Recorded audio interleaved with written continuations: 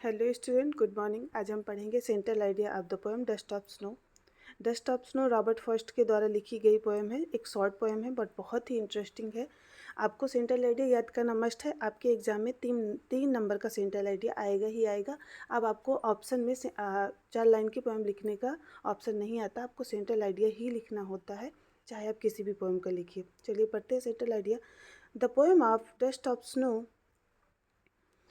Is composed by Robert first. जो poem है dust of snow यानी बर्फ़ के छोटे छोटे पार्टिकल को धूल से कंपेयर किया गया है। Is composed by Robert first. Robert first के द्वारा कंपोज मीन्स रचना की गई है। It is a short poem. ये एक शॉर्ट पोएम है, छोटी पोएम है। Is describing a simple moment. ये डिस्क्राइब करती है एक साधारण से क्षण को, विच एज अ लार्जर सिग्निफिकेंस, जिसका एक इम्पॉर्टेंट लार्जर सिग्निफिकेंस यानी महत्व है, जिसका बहुत बड़ा महत्व है, छोटे से पल को डिस्क्राइब करती है। ये छोटा सा इंसिडेंट जो पोएट के साथ होता है वही पोएट इसमें डिस्कस करते हैं। The poet was in sad mood. जो पोएट था वो एक दुखी मन में था, उसका दिमाग पूरी तरह जो था वो व्यथित था, पूरी तरह से वो ग्लूमी मूड में था। A crow six of the dust of snow on the poet. उसी टाइम पे जो क्रो था वो हेमलॉक ट्री पे बैठा था, उसने अपने पंख फड़फड़ाए और डस्ट ऑफ स्नो यानी बर्फ़ के छोटे छोटे पार्टिकल पोएट के ऊपर गिर गए। ऑन द हेमलॉक ट्री के ऊपर से। The snow change his mood and makes him happy. और उस बर्फ़ के गिरने से पोएट का मूड एकदम चेंज हो गया और वो हैप्पी हो गया। He was wasted a part of his day. और वो क्या कर रहा था, उसके दिन का जो वो उस इंसिडेंट के पहले तक का जो टाइम था वो पूरी तरह ख़राब चल रहा था।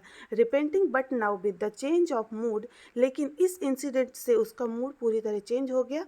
और क्या हुआ, but now with the change of mood, और अब उसका मूड पूरी तरह से बदला हुआ है। He wants a utilise.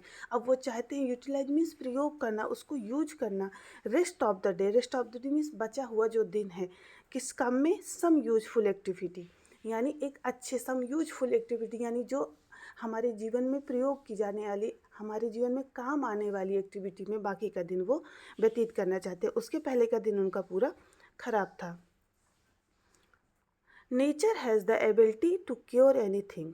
Nature में ऐसी एबिलिटी है जो क्योर एनीथिंग, सभी चीज़ों को ठीक कर सकती है। Whether it is a bad mood और एन इलनेस। चाहे वो बैड मूड हो या फिर इलनेस हो, नेचर में सब चीज़ को क्योर करने की एबिलिटी है।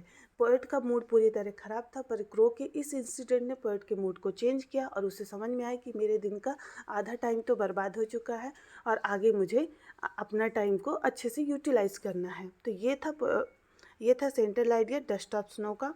आई होप आपको समझ में आया होगा। आपको ये लर्न करना है और बहुत ही सिंपल भाषा में मैंने लिखा है। और आपको ये सेंट्रल आइडिया आपके एग्ज़ाम में आप लिखेंगे, आपको 3 नंबर पक्का मिलेंगे। और सेंट्रल आइडिया लिखने का तरीका भी यही है। आपको पोएम का नाम और राइटर का यानी पोएट का नाम आपको याद करना तो मस्ट है, आप इसको स्किप नहीं कर सकते। ये आपके लिए सबसे ज़्यादा इम्पॉर्टेंट है।